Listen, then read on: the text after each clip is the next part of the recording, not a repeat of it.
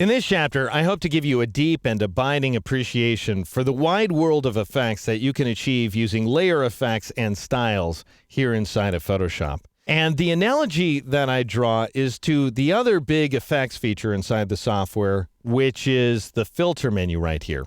So for example, I'm working inside this document called wordprocessor.pst, found inside the 21 layer FX folder. So called because I've created a kind of primitive word processor document here. And it's a 3-layer composition beginning with this wood photograph captured by Carl DeRocher of the Fotolia image library. And let's say I want to assign an effect to this wood photo. I might go up to the filter menu and I might jump down here to the artistic submenu because after all, yes, I want an artistic effect. And my optimism increases as I see fresco. That would be amazing. If I could make this wood look like it was painted in wet plaster, that would be perfect. So I'll go ahead and choose fresco.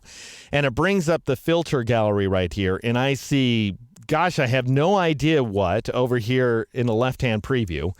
But undaunted, I move forward and I might sort of fiddle around with these numerical options, or I might just click OK and cross my fingers and hope for the best.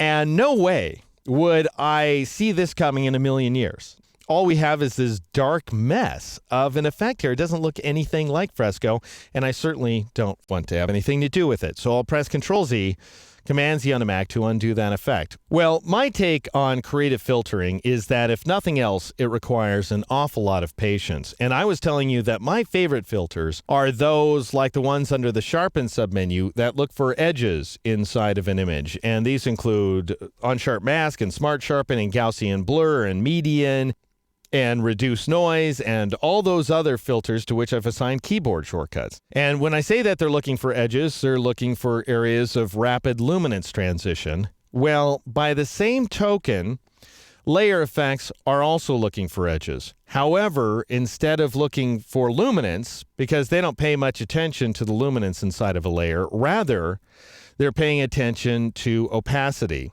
So I'll go ahead and click on this text layer, which is none too inspiring at this point, fairly, lackluster. I'll go down here to the FX icon, which is where you apply all of your layer effects, and I'll go ahead and click on that icon, and I see a list of 10 effects in all.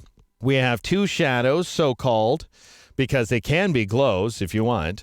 We have 2 glows, also so-called, because they can be shadows if you like as well. We have bevel and emboss, which allows you to apply essentially glows and shadows to a layer. Then we've got the least successful of the bunch. I have to acknowledge that there is one layer effect that's not really all that great, and that's satin.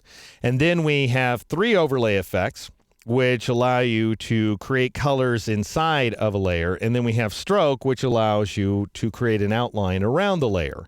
Now, all of these effects are looking for edges in a layer, as I was saying, but these are edges between the opacity of the layer and the transparency of the layer. So basically, you're going to wrap an effect around the boundary of your text or your shape layers or any pixel-based layer inside of Photoshop.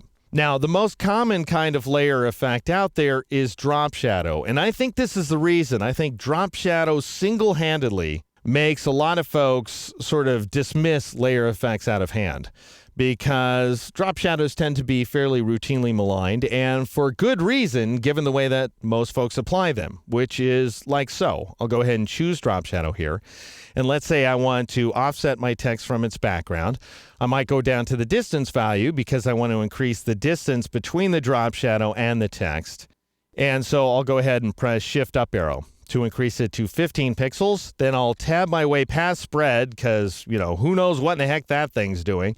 And I'll go down to size, which should be called blur, it seems like, if you're new to the effect. And I'll go ahead and take that up to 15 pixels as well. So it matches the distance value, because having identical distance and size values seems to work out for most drop shadows. And then I might take the opacity value down a little bit to, let's say, 55%, because I'm using Shift up arrow and down arrow in order to change these values.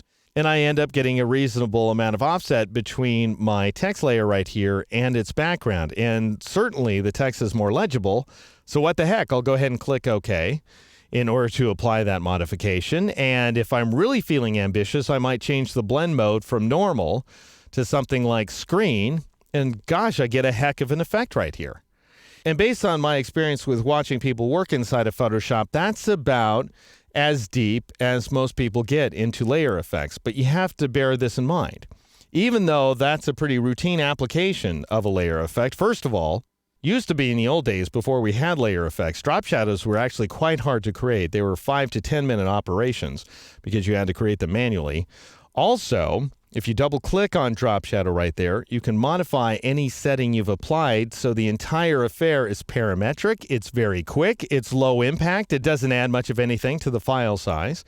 And there are tons and tons and tons of options here inside this layer style dialog box. This one dialog box houses every single layer effect, and in fact offers more options than any other dialog box inside of Photoshop.